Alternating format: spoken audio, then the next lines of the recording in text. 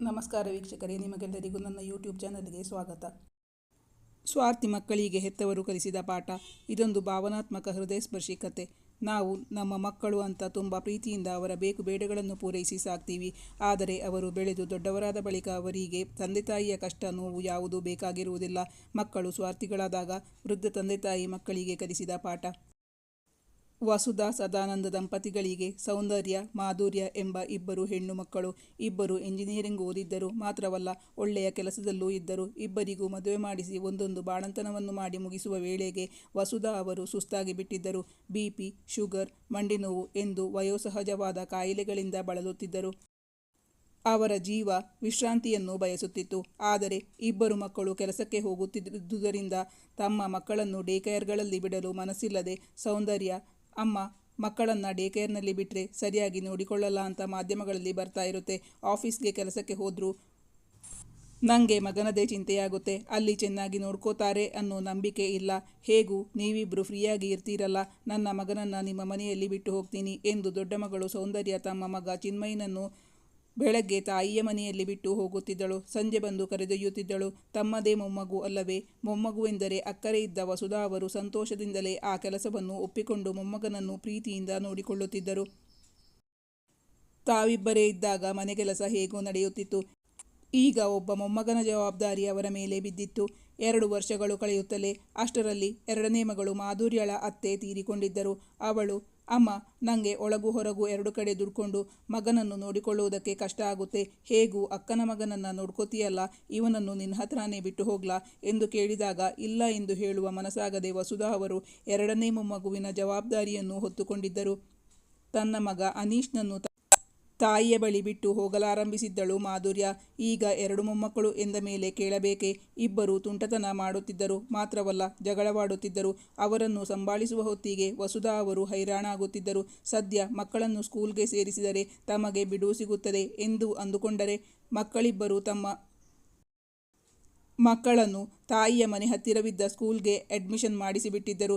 ಮಾತ್ರವಲ್ಲ, ಮಕ್ಕಳ ಪೂರ್ತಿ ಜವಾಬ್ದಾರಿಯನ್ನು ತಾಯಿಗೆ ವಹಿಸಿಬಿಟ್ಟಿದ್ದರು. ಬೆಳಗ್ಗೆ ಮಕ್ಕಳನ್ನು ಎಬ್ಬಿಸಿ ರೆಡಿ ಮಾಡಿ ಅವರ ಡಬ್ಬಿಯನ್ನು ರೆಡಿ ಮಾಡಬೇಕಾಗಿತ್ತು. ಬಳಿಕ ಸ್ಕೂಲ್ಗೆ ಬಿಡುವ ಜವಾಬ್ದಾರಿ, ಸ್ಕೂಲ್ ಬಿಟ್ಟ ಬಳಿಕ ಅವರನ್ನು ಮನೆಗೆ ಕರೆತರುವ ಜವಾಬ್ದಾರಿ ಎಲ್ಲವನ್ನು ತಂದೆ ತಾಯಿಗೆ ವಹಿಸಿ ಮಕ್ಕಳಿಬ್ಬರು ನಿಶ್ಚಿಂತೆಯಾಗಿ ಇದ್ದು ಬಿಟ್ಟಿದ್ದರು. ಸೌಂದರ್ಯ ಮತ್ತು ಮಾಧುರ್ಯ ವಾರವಿಡೀ ದುಡಿಯುತ್ತಿದ್ದರಲ್ಲ, ಮಕ್ಕಳ ಜವಾಬ್ದಾರಿ ತಂದೆ ತಾಯಿಯ ಹೆಗಲಿಗೆ ಹೇರಿಸಿ ಅವರು ನಿಶ್ಚಿಂತೆಯಾಗಿ ಇದ್ದು ಬಿಟ್ಟಿದ್ದರು. ವೀಕೆಂಡ್ ರಜಾ ಇದ್ದಾಗ ನಾವು ಮಕ್ಕಳನ್ನು ಮನೆಗೆ ಕರ್ಕೊಂಡು ಹೋಗ್ತೀವಿ ಎಂದು ಹೇಳುತ್ತಿದ್ದರು. ಆಡೋಕ್ಕಾಗಲ್ಲ, ಅನುಭವಿಸೋಕ್ಕಾಗಲ್ಲ ಎಂಬಂತಾಗಿತ್ತು ವಸುಧಾ ಮತ್ತು ಸದಾನಂದ ಅವರ ಪರಿಸ್ಥಿತಿ. ಪತ್ನಿಯ ಕಷ್ಟ ನೋಡಲಾಗದೆ ಸದಾನಂದ ಅವರು ಮಕ್ಕಳನ್ನು ಸ್ಕೂಲ್ಗೆ ಬಿಡುವ ಮತ್ತು ಕರೆತರುವ ಜವಾಬ್ದಾರಿಯನ್ನು ತಾವು ವಹಿಸಿಕೊಂಡಿದ್ದರು. ಆದರೆ ಆ ಮಕ್ಕಳ ಊಟ ತಿಂಡಿ ಜೊತೆಗೆ ಅವರ ಹೋಂವರ್ಕ್ಗಳ ಜವಾಬ್ದಾರಿಯನ್ನು ವಸುಧಾ ಅವರೇ ವಹಿಸಿಕೊಳ್ಳಬೇಕಾಗಿ ಬಂದಿತ್ತು. ಈಗಂತೂ ಮಕ್ಕಳ ತುಂಟಾಟ ಸಹಿಸಲು ಸಾಧ್ಯವಾಗುತ್ತಿರಲಿಲ್ಲ. ಗಂಡು ಮಕ್ಕಳೆಂದ ಮೇಲೆ ಕೇಳಬೇಕೆ? ವಸುಧಾ ಅವರಿಗೆ ಈಗೀಗ ಮೊದಲಿನಂತೆ ಕೆಲಸ ಮಾಡಲು ಸಾಧ್ಯವಾಗುತ್ತಿರಲಿಲ್ಲ. ಒಮ್ಮೆ ವಾರಾಂತ್ಯ ಬಂದರೆ ಸಾಕು, ತಮಗೆ 2 ದಿನ ವಿಶ್ರಾಂತಿ ಸಿಗಬಹುದು ಎಂದು ಅಂದುಕೊಳ್ಳುತ್ತಿದ್ದರು ವಸುಧಾ. ಅಂದು ಶುಕ್ರವಾರ. ಹಿಂದಿನ ದಿನ ರಾತ್ರಿ ನಿದ್ದೆ ಸರಿಯಾಗಿ ಬಂದಿರಲಿಲ್ಲ ವಸುಧಾಗೆ. ಅವರಿಗೆ ವಿಪರೀತ ತಲೆನೋವು, ಜ್ವರ ಬಂದಂತಾಗುತ್ತಿತ್ತು.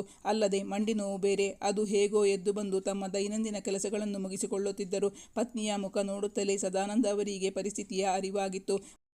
ಸದಾನಂದ ಅವರು ಪ್ರೀತಿಯಿಂದ ಪತ್ನಿಯ ಹಣೆ ಮುಟ್ಟಿ ನೋಡಿದಾಗ ಮೈ ಬೆಚ್ಚಗಿರುವಂತೆ ಭಾಸವಾಯಿತು ಅವರಿಗೆ. ನೀನಿವತ್ತು ಯಾವ ಕೆಲಸನೂ ಮಾಡೋಕೆ ಹೋಗಬೇಡ. ಇವತ್ತು ಪೂರ್ತಿ ದಿನ ಮಲಗಿ ರೆಸ್ಟ್ ತಗೋ. ನಾನು ಸೌಂದರ್ಯಂಗೋ ಮಾಧುರ್ಯಂಗೋ ಕಾಲ್ ಮಾಡಿ ಕೇಳ್ತೀನಿ. ಇಬ್ಬರಲ್ಲಿ ಒಬ್ಬರು ಇವತ್ತು ಆಫೀಸ್ಗೆ ರಜಾ ಹಾಕಲಿ. ಅವರು ಯಾರಾದರೂ ಒಬ್ಬರು ಬಂದು ಮಕ್ಕಳನ್ನು ರೆಡಿ ಮಾಡಿ ಸ್ಕೂಲ್ಗೆ ಕಳಿಸಲಿ ಎಂದು ಪತ್ನಿಯ ಬಳಿ ಹೇಳುತ್ತಾ ಸದಾನಂದ್ ಅವರು ದೊಡ್ಡ ಮಗಳು ಸೌಂದರ್ಯಗೆ ಕರೆ ಮಾಡಿದ್ದರು. ವಿಪರೀತ ಮಂಡಿ ನೋವಿನಿಂದಾಗಿ ವಸುಧಾ ಅವರಿಗೆ ನಿಂತುಕೊಳ್ಳಲೇ ಕಷ್ಟವಾಗುತ್ತಿತ್ತು. ಪತಿ ಅಷ್ಟು ಹೇಳುತ್ತಲೇ ಬದುಕಿದೆಯಾ ಬಡ ಜೀವವೇ ಎಂದು ಮತ್ತೆ ಮಲಗಿಕೊಂಡಿದ್ದರು. ರಾತ್ರಿ ಸರಿಯಾಗಿ ನಿದ್ದೆ ಆಗದ್ದರಿಂದಲೇನೋ ಅವರಿಗೆ ನಿದ್ದೆ ಹತ್ತಿಬಿಟ್ಟಿತ್ತು. ತಂದೆಯ ಕರೆ ಸ್ವೀಕರಿಸಿದ ಸೌಂದರ್ಯ, ಅಪ್ಪ, ರಜಾ ಹಾಕಬೇಕಾದ್ರೆ ನಾನು ಮೊದಲೇ ಆಫೀಸಲ್ಲಿ ತಿಳಿಸ್ಬೇಕು. ಅಮ್ಮಂಗೆ ಹುಷಾರಿಲ್ಲ ಅಂತ ನಿಮಗೆ ನಿನ್ನೆನೇ ಗೊತ್ತಿರಲಿಲ್ವಾ? ನಿನ್ನೇನೆ ಹೇಳಬೇಕಾಗಿತ್ತು. ನಮ್ಮ ಆಫೀಸಲ್ಲಿ ತುಂಬ ಸ್ಟ್ರಿಕ್ಟ್, ಹಾಗೆಲ್ಲ ರಜಾ ಕೊಡೋಲ್ಲ. ಈಗ ಹೇಳಿದರೆ ನಾನೇನು ಮಾಡೋ ಹಾಗಿಲ್ಲ. ಬೇಕಾದರೆ ಮಾಧುರ್ಯಂಗೆ ಹೇಳಿ, ಅವಳೇ ಬಂದು ಅಮ್ಮಂಗೆ ಹೆಲ್ಪ್ ಮಾಡಿ ಇಬ್ಬರು ಮಕ್ಕಳನ್ನು ಸ್ಕೂಲ್ಗೆ ಕಳಿಸಲಿ. ನನ್ನ ಮಗನನ್ನಂತೂ ಯಾವುದೇ ಕಾರಣಕ್ಕೂ ಸ್ಕೂಲ್ ಮಿಸ್ ಮಾಡೋದು ಬೇಡ. ಒಂದು ದಿನ ಸ್ಕೂಲ್ ಮಿಸ್ ಆದರೆ ಅವನು ಅದನ್ನೇ ಅಭ್ಯಾಸ ಮಾಡಿಕೊಳ್ತಾನೆ. ನಂಗೀಗ ಮಾತಾಡೋಕೆ ಟೈಮ್ ಇಲ್ಲ, ನಾನು ಎದ್ದಿದ್ದೇ ಲೇಟು, ಈಗಾಗಲೇ ನನಗೆ ಲೇಟ್ ಆಯಿತು, ಏನಿದ್ರು ಸಂಜೆ ಮಾತಾಡೋಣ ಎಂದು ಹೇಳಿ ತನ್ನ ತಾಯಿ ಈಗ ಹೇಗಿದ್ದಾರೆ ಎಂದು ಕೂಡ ವಿಚಾರಿಸಿಕೊಳ್ಳದೆ ತಂದೆಯ ಉತ್ತರಕ್ಕೂ ಕಾಯದೆ ಕರೆ ಸ್ಥಗಿತಗೊಳಿಸಿದ್ದಳು ಸೌಂದರ್ಯ. ಇಂದು ಅವಳಲ್ಲಿ ಮಾತಾಡಿ ಪ್ರಯೋಜನವಿಲ್ಲ ಎಂದು ಅರಿತ ಸದಾನಂದ್ ಅವರು ಮಾಧುರ್ಯಗೆ ಕರೆ ಮಾಡಿದ್ದರು. ಅವಳಿಗೂ ಪರಿಸ್ಥಿತಿಯನ್ನು ವಿವರಿಸಿ ಹೇಳಿದರು ಸದಾನಂದ. ಅಪ್ಪ, ಇವತ್ತು ಒಂದಿನ ನನ್ನ ಮಗನನ್ನು ಸ್ಕೂಲ್ಗೆ ಕಳಿಸದೇ ಇದ್ದರೂ ಪರವಾಗಿಲ್ಲ, ಆದರೆ ನನಗೆ ಇವತ್ತು ಅಲ್ಲಿಗೆ ಬರೋಕೆ ಸಾಧ್ಯ ಇಲ್ಲ. ಅರ್ಜೆಂಟಾಗಿ ನಾನು ಇವತ್ತೊಂದು ಮೀಟಿಂಗ್ ಅಟೆಂಡ್ ಆಗಲೇಬೇಕು. ಐ ಆಮ್ ರಿಯಲಿ ಸಾರಿ ಅಪ್ಪ, ಏನೂ ಮಾಡೋಕ್ಕಾಗಲ್ಲ ಎಂದು ಉತ್ತರಿಸಿದಳು. ಮಕ್ಕಳಿಬ್ಬರ ಮಾತು ಕೇಳಿ ಹತಾಶರಾದರು ಸದಾನಂದ. ತಮ್ಮ ತಾಯಿಗೆ ಆರೋಗ್ಯ ಸರಿಯಿಲ್ಲ, ಅವರನ್ನು ನೋಡಿಕೊಳ್ಳಬೇಕು ಎಂಬ ಉದ್ದೇಶ ಇಬ್ಬರು ಮಕ್ಕಳಿಗೂ ಇಲ್ಲ. ಅವರಿಬ್ಬರಿಗೂ ಅವರ ಕೆಲಸಗಳೇ ಮುಖ್ಯವಾಗಿದ್ದವು ಎಂದು ಅರ್ಥವಾಗಿತ್ತು ಸದಾನಂದ ಅವರಿಗೆ. ಮಕ್ಕಳು ತಮ್ಮಿಬ್ಬರನ್ನು ನೋಡಿಕೊಳ್ಳದಿದ್ದರೂ ಬೇಡ, ಅವರ ಮಕ್ಕಳ ಜವಾಬ್ದಾರಿಯನ್ನಾದರೂ ತೆಗೆದುಕೊಂಡಿದ್ದರೆ ತಮಗೆ ಕೆಲಸ ಸುಲಭವಾಗುತ್ತಿತ್ತು. ಆದರೆ ಇಬ್ಬರೂ ಅದಕ್ಕೆ ತಯಾರಿಲ್ಲ. ಮಲಗಿರುವ ಪತ್ನಿಯನ್ನು ಎಬ್ಬಿಸಿ ವಿಷಯ ತಿಳಿಸುವ ಮನಸ್ಸಾಗಲಿಲ್ಲ ಸದಾನಂದ್ಗೆ. ಅವರು ಹೋಟೆಲ್ನಿಂದ ತಿಂಡಿ ತಂದು ಮೊಮ್ಮಕ್ಕಳಿಗೆ ತಿನ್ನಿಸಿ ತಾವಿಬ್ಬರು ತಿಂದಿದ್ದರು. ಅಂದು ಮೊಮ್ಮಕ್ಕಳನ್ನು ಸ್ಕೂಲ್ಗೆ ಕಳಿಸುವ ತಂಟೆಗೆ ಹೋಗಲಿಲ್ಲ ಸದಾನಂದ್. ಪತಿಯಿಂದ ಮಕ್ಕಳ ಬಗ್ಗೆ ಎಲ್ಲ ವಿಷಯ ತಿಳಿದುಕೊಂಡ ವಸುಧಾ ಅವರು ತುಂಬ ನೊಂದುಕೊಂಡರು. ಎಷ್ಟು ಯೋಚಿಸಿದರೂ ಆ ಜವಾಬ್ದಾರಿಯಿಂದ ಹೇಗೆ ಹೊರಬರಬೇಕೆಂದು ಅವರಿಗೆ ಗೊತ್ತಾಗಲಿಲ್ಲ.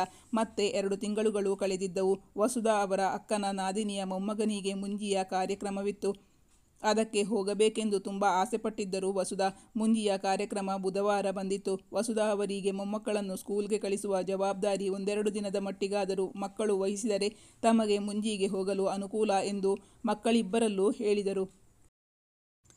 ಅದಕ್ಕೆ ದೊಡ್ಡ ಮಗಳು ಸೌಂದರ್ಯ, ಅಮ್ಮ, ನಿಂಗೆ ನಿನ್ನ ಮೊಮ್ಮಕ್ಕಳಿಗಿಂತ ಬೇರೆಯವರ ಮೊಮ್ಮಕ್ಕಳ ಮುಂಜಿನೇ ಹೆಚ್ಚಾಯ್ತಾ? ನೀನು ಅಲ್ಲಿಗೆ ಹೋಗದಿದ್ರೆ ಪ್ರೋಗ್ರಾಮ್ ಏನು ನಿಂತು ಹೋಗಲ್ವಲ್ಲ? ನಾನಂತೂ ಬೆಳಗಿನಿಂದ ರಾತ್ರಿ ತನಕ ದುಡಿದು ಬಂದು ಸುಸ್ತಾಗಿ ಬಿಟ್ಟಿರ್ತೀನಿ. ನೀನು ಅವನ ತಾಳಕ್ಕೆ ತಕ್ಕ ಹಾಗೆ ಕುಣಿತೀಯ. ಅವನೀಗ ತುಂಬ ತುಂಟತನ ಮಾಡ್ತಾನೆ. ನಂಗಂತೂ ಅವನನ್ನು ನೋಡಿಕೊಳ್ಳೋಕೆ ಆಗ್ತಾ ಇಲ್ಲ.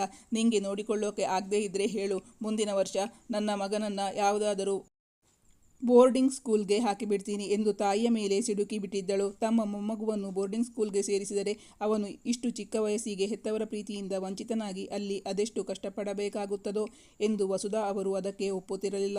ಅದನ್ನೇ ಅಸ್ತ್ರವಾಗಿ ಬಳಸಿಕೊಳ್ಳುತ್ತಿದ್ದಳು ಮಗಳು ಸೌಂದರ್ಯ. ಹಾಸ್ಟೆಲ್ ಹೆಸರು ಕೇಳುತ್ತಿದ್ದಂತೆ ತಾಯಿ ಮೆತ್ತಗಾಗಿ ಬಿಡುತ್ತಾರೆ ಎಂದು ಸೌಂದರ್ಯಗೂ ಗೊತ್ತಿತ್ತು. ತಾನು ತನ್ನ ಕೈಲಾಗದಿದ್ದರೂ ಇಷ್ಟು ಮುತುವರ್ಜಿಯಿಂದ ಮೊಮ್ಮಕ್ಕಳನ್ನು ನೋಡಿಕೊಂಡರೂ ತೃಪ್ತಿ ಇಲ್ಲವಲ್ಲ ಈ ಮಗಳಿಗೆ ಎನಿಸಿತು ವಸುಧಾಗೆ. ಇನ್ನು ಚಿಕ್ಕ ಮಗಳು ಮಾಧುರ್ಯ ಬಳಿ ಕೇಳಿದಾಗ, ಅಮ್ಮ, ನನ್ನ ಮಾವನನ್ನು ಹಾಸ್ಪಿಟಲ್ಗೆ ಅಡ್ಮಿಟ್ ಮಾಡಿದ್ದಾರೆ. ನಮ್ಮತ್ತೆ ಮಾವಂಗೆ ಇವರೊಬ್ಬರೇ ಅಲ್ವಾ ಮಗ ಇರೋದು. ಮಾವನನ್ನು ನಾವೇ ನೋಡ್ಕೋಬೇಕು. ನಾನೀಗ ಹಾಸ್ಪಿಟಲ್ನಿಂದಲೇ ಮಾತಾಡ್ತಾ ಇರೋದು. ನಾನೇ ನಿನ್ನ ಹತ್ರ ಮಾವಂಗೆ ಅಡಿಗೆ ರೆಡಿ ಮಾಡಿ ಕೊಡೋಕೆ ಆಗುತ್ತಾ ಅಂತ ಕೇಳೋಣ ಅಂತ ಇದ್ದೆ. ನಾನಂತೂ ಈಗ ಏನು ಹೇಳೋ ಪರಿಸ್ಥಿತಿಯಲ್ಲಿ ಇಲ್ಲ. ಸೊ ಐ ಆಮ್ ಹೆಲ್ಪ್ಲೆಸ್ ಎಂದು ಉತ್ತರಿಸಿಬಿಟ್ಟಿದ್ದಳು. ತಮ್ಮಿಂದ ಸಹಾಯ ಕೇಳುತ್ತಿರುವ ಮಗಳಲ್ಲಿ ತಮಗೆ ಸಹಾಯ ಮಾಡಲು ಸಾಧ್ಯವಿಲ್ಲವಲ್ಲ, ಇನ್ನು ಆ ಬಗ್ಗೆ ಮಾತಾಡಿ ಪ್ರಯೋಜನವಿಲ್ಲ ಎಂದು ಸುಮ್ಮನಾಗಿ ಬಿಟ್ಟರು ವಸುಧಾ. ಮೊಮ್ಮಕ್ಕಳ ಜವಾಬ್ದಾರಿ ತಮ್ಮ ಮೇಲಿರುವುದರಿಂದ ತಾವು ಇಷ್ಟಪಟ್ಟ ಫಂಕ್ಷನ್ಗಳಿಗೆ ಹೋಗಲು ಸಾಧ್ಯವಾಗುತ್ತಿರಲಿಲ್ಲ ವಸುಧಾಗೆ. ಒಂದು ದಿನವೂ ಅವರಿಗೆ ಈ ಜವಾಬ್ದಾರಿಗಳಿಂದ ಬಿಡುಗಡೆ ಇರಲಿಲ್ಲ.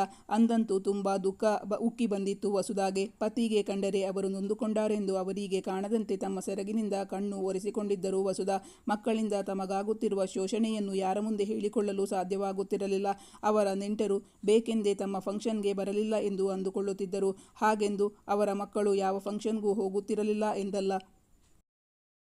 ತಮ್ಮ ಆತ್ಮೀಯರು, ಗೆಳತಿಯರು ಅಥವಾ ತಮಗೆ ಬೇಕಾದವರ ಮನೆಯಲ್ಲಿ ನಡೆಯುತ್ತಿದ್ದ ಫಂಕ್ಷನ್ಗಳಿಗೆ ಆಫೀಸ್ಗೆ ರಜಾ ಹಾಕಿ ಹೋಗುತ್ತಿರುವುದು ಪತಿ ಸದಾನಂದ ಅವರ ಮೂಲಕ ವಸುಧಾಗೂ ಗೊತ್ತಾಗುತ್ತಿತ್ತು. ಆಗೆಲ್ಲ ಅವರ ಮನಸ್ಸಿಗೆ ತುಂಬ ನೋವಾಗುತ್ತಿತ್ತು. ಕೆಲವೊಮ್ಮೆ ತಾವು ಪ್ರೀತಿಯಿಂದ ಹೆತ್ತು ಹೊತ್ತು ಸಾಕಿದ ಮಕ್ಕಳು ಇವರೇನಾ ಎಂದು ಎನಿಸುತ್ತಿತ್ತು ವಸುಧಾಗೆ ದಿನದಿಂದ ದಿನಕ್ಕೆ ಮಂಡಿ ನೋವು ಜಾಸ್ತಿಯಾಗುತ್ತಿತ್ತು. ವೈದ್ಯರು ಅವರಿಗೆ ಮಂಡಿಚಿಪ್ಪಿನ ಆಪರೇಷನ್ ಮಾಡಬೇಕೆಂದು ತಿಳಿಸಿದ್ದರು. ಹೇಗೂ ಮೊಮ್ಮಕ್ಕಳಿಗೆ ಬೇಸಿಗೆಯ ರಜಾಕಾಲ. ಇಬ್ಬರು ಮಕ್ಕಳು ತಮ್ಮ ಮಕ್ಕಳನ್ನು ಮನೆಗೆ ಕರೆದುಕೊಂಡು ಹೋಗಲು ಬಂದಾಗ ವಸುಧಾ ಅವರು ಮಕ್ಕಳಲ್ಲಿ ಕೇಳಿದರು, ವೈದ್ಯರು ನನಗೆ ಮಂಡಿಚಿಪ್ಪಿನ ಆಪರೇಷನ್ ಮಾಡಬೇಕು ಅಂತ ಹೇಳಿದ್ದಾರೆ ಎಂದು ಹೇಳಿ ಮಕ್ಕಳ ಮುಖ ನೋಡಿದರು. ಇಬ್ಬರು ಹೆಣ್ಣು ಮಕ್ಕಳು ದುಡಿಯುತ್ತಿದ್ದಾರೆ. ದುಡ್ಡಿನ ಸಹಾಯ ಏನಾದರೂ ಮಾಡಲು ಸಾಧ್ಯವೇ ಎಂದು ಕೇಳಲು ತುಂಬ ಸಂಕೋಚವಾಯಿತು ವಸುಧಾಗೆ. ವಸುಧಾ ಮತ್ತು ಸದಾನಂದ ಅವರ ಆರ್ಥಿಕ ಪರಿಸ್ಥಿತಿ ಚೆನ್ನಾಗಿರಲಿಲ್ಲವಾದ್ದರಿಂದ ಮಕ್ಕಳ ಸಹಾಯ ಬೇಕಾಗಿತ್ತು. ಇತ್ತೀಚೆಗೆ ನಿಮ್ಮಪ್ಪಂಗೂ ಕೈಲಾಗ್ತಿಲ್ಲ. ನೀವಿಬ್ಬರು ರಜಾ ಹಾಕಿ ಸರದಿ ಪ್ರಕಾರ ನನ್ನ ನೋಡಿದರೆ ನಾನು ಧೈರ್ಯವಾಗಿ ಆಪರೇಷನ್ ಮಾಡಿಸಿಕೊಳ್ಳಬಹುದು. ನನಗೆ ತುಂಬ ಅನುಕೂಲ ಆಗುತ್ತೆ.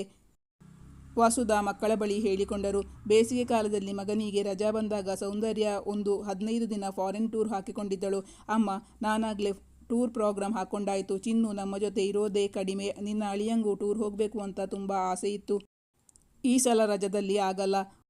ಒಂದೋ ನಿನ್ನ ಆಪರೇಷನನ್ನು ಮುಂದಕ್ಕೆ ಹಾಕು, ಇಲ್ಲ ಅಂದರೆ ಮಧುನ ಕೇಳು ಎಂದು ಹೇಳಿದಾಗ ವಸುಧಾ ಅವರ ಕಣ್ಣುಗಳು ತುಂಬಲಾರಂಭಿಸಿದ್ದವು. ಅವಳ ಉತ್ತರವು ನಕಾರಾತ್ಮಕವಾಗೇ ಬರುತ್ತದೆ ಎಂದು ಅರಿವಿದ್ದರಿಂದ ವಸುಧಾ ಅವಳನ್ನು ಪ್ರಶ್ನಿಸಲು ಹೋಗಲಿಲ್ಲ.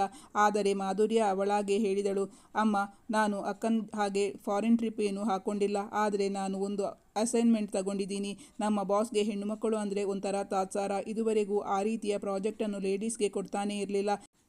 ನಾನೇ ಅವರ ಹತ್ರ ಚಾಲೆಂಜ್ ಮಾಡಿ ತಗೊಂಡಿದ್ದೀನಿ. ನಾನೀಗ ಅದನ್ನು ನನ್ನ ಬಾಸ್ ಮುಂದೆ ಪ್ರೂವ್ ಮಾಡಿ ತೋರಿಸಲೇಬೇಕಾಗಿದೆ. ಈಗ ನೀನು ರಜಾ ಹಾಕು ಅಂದರೆ ನನಗಂತೂ ಸಾಧ್ಯನೇ ಇಲ್ಲ. Please understand me. ಸಾರಿ ಅಮ್ಮ. ಸಾಧ್ಯ ಆದರೆ ನೀನು 2 ತಿಂಗಳ ಮಟ್ಟಿಗೆ ನಿನ್ನ ಆಪರೇಷನ್ ಮುಂದಕ್ಕೆ ಹಾಕು ಎಂದು ಎರಡನೇ ಮಗಳು ಹೇಳಿದ್ದಳು. ಈಗಾಗಲೇ ತುಂಬ ದಿನಗಳಿಂದ ನೋವು ತಿಂದು ತಿಂದು ಸಾಕಾಗಿತ್ತು ವಸುಧಾಗೆ. ಮಕ್ಕಳಿಬ್ಬರ ವಿದ್ಯಾಭ್ಯಾಸ, ಮದುವೆ, ಅದಾದ ಬಳಿಕ ಇಬ್ಬರ ಬಾಣಂತನ ಎಂದು ಸದಾನಂದ ಅವರು ದುಡಿದ ದುಡ್ಡೆಲ್ಲ ಖರ್ಚಾಗಿ ಹೋಗಿತ್ತು. ಮಾತ್ರವಲ್ಲ, ಮದುವೆಗೆ ಮನೆ ಮೇಲೆ ಸಾಲ ತೆಗೆದಿದ್ದರು. ಮಕ್ಕಳ ಮದುವೆಗೆ ಮನೆ ಮೇಲೆ ಮಾಡಿದ ಸಾಲ ತೀರಿಸಲಾಗದೆ ಹೆಣಗಾಡುತ್ತಿದ್ದರು ಸದಾನಂದ್. ಎಷ್ಟೋ ಬಾರಿ ಮಕ್ಕಳ ಮುಂದೆ ದುಡ್ಡಿನ ಸಮಸ್ಯೆಯನ್ನು ಪತ್ನಿಯ ಮುಂದೆ ಹೇಳಿಕೊಂಡಿದ್ದರು ಸದಾನಂದ್. ಮಕ್ಕಳಿಬ್ಬರು ಒಂದು ದಿನವೂ ತಂದೆ ತಾಯಿಯ ಬಳಿ ನಿಮಗೆ ಖರ್ಚಿಗೆ ದುಡ್ಡು ಬೇಕಾ ಎಂದು ಕೇಳುತ್ತಿರಲಿಲ್ಲ. ತಮ್ಮ ಸಂಪಾದನೆಯನ್ನು ತಮ್ಮ ಕುಟುಂಬಕ್ಕೆ ವಿನಿಯೋಗಿಸುತ್ತಿದ್ದರು. ಸದಾನಂದ ಅವರಿಗೆ ಮಕ್ಕಳ ಮುಂದೆ ಹಣಕ್ಕಾಗಿ ಕೈಚಾಚಲು ಸಂಕೋಚ ಎನಿಸುತ್ತಿತ್ತು. ಅವರ ಬಳಿ ಈಗ ಆಪರೇಷನ್ಗೆ ಬೇಕಾದ ದುಡ್ಡು ಕೂಡ ಇರಲಿಲ್ಲ. ಆಪರೇಷನ್ಗೆ ದುಡ್ಡಿಲ್ಲದವರು ಕೆಲಸಕ್ಕೆ ನರ್ಸನ್ನು ಇಟ್ಟುಕೊಳ್ಳುವಷ್ಟು ಸ್ಥಿತಿವಂತರಾಗಿರಲಿಲ್ಲ. ಇನ್ನು 2 ತಿಂಗಳು ಮುಂದಕ್ಕೆ ಹಾಕುವುದೆಂದರೆ ಅಷ್ಟರಲ್ಲಿ ಮತ್ತೆ ಸ್ಕೂಲ್ ಶುರುವಾಗುವುದರಲ್ಲಿತ್ತು. ಅಲ್ಲದೆ ವಸುಧಾ ಅವರಿಗೆ ಮಂಡಿ ನೋವಿನಿಂದಾಗಿ ರಾತ್ರಿ ಸರಿಯಾಗಿ ನಿದ್ದೆ ಬಾರದೆ 15 ದಿನಗಳ ಮೇಲಾಗಿತ್ತು. ನೋವಿನಿಂದಾಗಿ ಅವರಿಗೆ ನಡೆಯಲೇ ಸಾಧ್ಯವಾಗುತ್ತಿರಲಿಲ್ಲ. ತಮ್ಮ ಕಷ್ಟವನ್ನು ಮಕ್ಕಳು ಅರ್ಥ ಮಾಡಿಕೊಳ್ಳುತ್ತಿಲ್ಲ. ಅವರ ಕಣ್ಣಂಚು ಒದ್ದೆಯಾಯಿತು. ಆದರೆ ಮಕ್ಕಳಿಬ್ಬರಿಗೂ ತಾಯಿಯ ನೋವಿನತ್ತ ಗಮನವೇ ಇರಲಿಲ್ಲ. ತಮ್ಮ ವಿದೇಶ ಪ್ರಯಾಣದ ಬಗ್ಗೆ ಯೋಚಿಸುತ್ತಿದ್ದ ಸೌಂದರ್ಯ ತಾಯಿಯ ಬಳಿ ಕೇಳಿದಳು, ಅಮ್ಮ, ಇಫ್ ಯು ಡೋಂಟ್ ಮೈಂಡ್, ನಾವು ಟೂರ್ ಹೋಗಬೇಕಾದ್ರೆ ತಿನ್ನೋಕೆ ಅಂತ ಕುರುಕಲು ತಿಂಡಿ ಏನಾದರೂ ಕೊಡೋಕ್ಕಾಗುತ್ತಾ? ದುಡ್ಡು ಕೊಟ್ಟರೆ ಹೊರಗೆ ತಿಂಡಿ ಸಿಗುತ್ತೆ. ಆದರೆ ನೀನು ಮಾಡಿರುವ ತಿಂಡಿ ತುಂಬ ರುಚಿಯಾಗಿರುತ್ತೆ. ನಿಂಗೆ ಇವತ್ತು ತಿಂಡಿ ಮಾಡಿಕೊಡೋಕೆ ಸಾಧ್ಯ ಆಗಲಿಲ್ಲ ಅಂದರೆ ಬೇಡ. ನಾವು ನಾಡಿದ್ದು ಸೋಮವಾರ ಹೋಗೋದು. ಇವತ್ತು ನಾಳೆ ಮಾಡಿಕೊಟ್ರೆ ಸಾಕು. ನೀನು ತಿಂಡಿ ರೆಡಿಯಾದ ತಕ್ಷಣ ಫೋನ್ ಮಾಡಿದರೆ ನಾಳೆ ರಾತ್ರಿ ಬಂದು ತಗೊಂಡು ಹೋಗ್ತೀನಿ ಎಂದು ಸೌಂದರ್ಯ ಹೇಳಿದಾಗ ಅಲ್ಲೇ ಇದ್ದ ಸದಾನಂದ್ ಅವರಿಗೆ ಎಲ್ಲಿಲ್ಲದ ಸಿಟ್ಟು ಬಂದುಬಿಟ್ಟಿತ್ತು. ಆದರೂ ತಾವು ಹಿರಿಯರಾಗಿ ತಾಳ್ಮೆ ಕಳೆದುಕೊಳ್ಳಬಾರದೆಂದು ಸುಮ್ಮನಾದರು. ತಮ್ಮಿಂದ ಆದಷ್ಟು ಸಹಾಯವನ್ನು ಬಯಸುವ ಮಕ್ಕಳು ಒಂದು ದಿನವೂ ತಂದೆ ತಾಯಿಯ ಆರೋಗ್ಯವನ್ನು ವಿಚಾರಿಸಿಕೊಳ್ಳುತ್ತಿರಲಿಲ್ಲ. ಈಗ ತಾವಾಗಿಯೇ ಕಷ್ಟ ಎಂದು ಹೇಳಿಕೊಂಡಾಗ ಅದಕ್ಕೂ ಹಿಂದೇಟು ಹಾಕುತ್ತಿದ್ದರು. ತಾವು ಅಲ್ಲಿ ಇದ್ದು ನೋಡಿಕೊಳ್ಳಲು ಸಾಧ್ಯವಿಲ್ಲದಿದ್ದರೂ ದುಡ್ಡಿನ ಸಹಾಯವಾದರೂ ಮಾಡಬಹುದಾಗಿತ್ತು. ಅದಕ್ಕೂ ತಮ್ಮ ಇಬ್ಬರು ಮಕ್ಕಳಿಗೂ ಮನಸ್ಸಿಲ್ಲ ಎಂಬುದು ಸದಾನಂದ ಅವರಿಗೆ ಅರಿವಾಗಿತ್ತು. ತಮ್ಮ ಮಕ್ಕಳನ್ನು ನೋಡಿಕೊಳ್ಳಲು ಕೆಲಸದವರನ್ನು ಇಟ್ಟುಕೊಂಡರೆ ಅವರಿಗೆ ದುಡ್ಡು ಕೊಡಬೇಕು. ತಂದೆ ತಾಯಿ ಕಷ್ಟಪಟ್ಟು ತಮ್ಮ ಮಕ್ಕಳನ್ನು ನೋಡಿಕೊಳ್ಳುತ್ತಾರೆ ಎಂದು ಒಂದು ದಿನ ಅವರಿಗಾಗಿ ಹಣ್ಣು ಹಂಪಲು ತರಕಾರಿ ತರುತ್ತಿರಲಿಲ್ಲ. ಆ ದುಡ್ಡು ಮಕ್ಕಳಿಗೆ ಉಳಿದಿತ್ತು. ಈಗ 1 ವಾರದಿಂದ ಅಮ್ಮಂಗೆ ಎದ್ದು ಓಡಾಡೋಕೆ ಕಷ್ಟ ಆಗ್ತಾ ಇದೆ. ಹೇಗೂ ನೀನು ಇಲ್ಲೇ ಇದ್ದೀಯಲ್ಲ, ಅಮ್ಮ ಮಲಗಿದಲ್ಲಿಂದಲೇ ಹೇಗೆ ಮಾಡೋದು ಅಂತ ಹೇಳ್ತಾಳೆ. ನೀನೇ ತಿಂಡಿ ಮಾಡಿ ತಗೊಂಡು ಹೋಗು ಎಂದು ದೊಡ್ಡ ಮಗಳು ಸೌಂದರ್ಯಗೆ ಮುಖಕ್ಕೆ ಹೊಡೆದಂತೆ ಹೇಳಿಬಿಟ್ಟಿದ್ದರು ಸದಾನಂದ್. ನನಗೆ ಮನೆಯಲ್ಲಿ ಒಂದು ರಾಶಿ ಕೆಲಸವಿದೆ, ನಾನೇ ಮಾಡು ಹಾಗಿದ್ರೆ. ನಿಮ್ಮನ್ಯಾಕೆ ಕೇಳಬೇಕು? ಬಾರೋ, ನಮ್ಮಿಂದಾಗಿ ಅಜ್ಜಿ ತಾತನಿಗೆ ಯಾಕೆ ತೊಂದರೆ? ನಾವೀಗ್ಲೇ ನಮ್ಮ ಮನೆಗೆ ಹೋಗೋಣ ಎಂದು ಹೇಳುತ್ತಾ ಮಗನ ಕೈ ಹಿಡಿದು ಎಳೆಯುತ್ತಾ ಕರೆದೊಯ್ದಿದ್ದಳು ಸೌಂದರ್ಯ. ಅವಳಿಗೆ ತುಂಬ ಸಿಟ್ಟು ಬಂದಿತ್ತು ಎಂದು ಸದಾನಂದ ಅವರಿಗೆ ಅರ್ಥವಾಗಿತ್ತು. ಅಕ್ಕ ಹೇಗೂ ಕರ್ತವ್ಯದಿಂದ ನುಣುಚಿಕೊಂಡಳು. ತಾನು ಅವಳ ದಾರಿಯನ್ನೇ ಹಿಡಿಯಬೇಕೆಂದು ಮನದಲ್ಲೇ ಲೆಕ್ಕ ಹಾಕುತ್ತಿದ್ದಳು ಮಾಧುರ್ಯ. ಅವಳು ಅದಕ್ಕಾಗಿ ಪೀಠಿಕೆ ಹಾಕಿದ್ದಳು. ಅಪ್ಪ, ನಿಮಗೆ ಹೇಗೂ ಅನ್ನ ಮಾಡೋಕೆ ಬರುತ್ತಲ್ಲ, ನಮ್ಮ ಮಾವನಿಗೆ ಅದು ಬರಲ್ಲ. ನಾನು ಮಾವನಿಗೆ ಅಡಿಗೆ ಮಾಡಿ ಊಟ ಹಾಕಬೇಕು ಎಂದು ಹೇಳುತ್ತಾ ತನ್ನ ಮಗನೊಂದಿಗೆ ಹೊರಟು ಹೋಗಿದ್ದಳು ಮಾಧುರ್ಯ.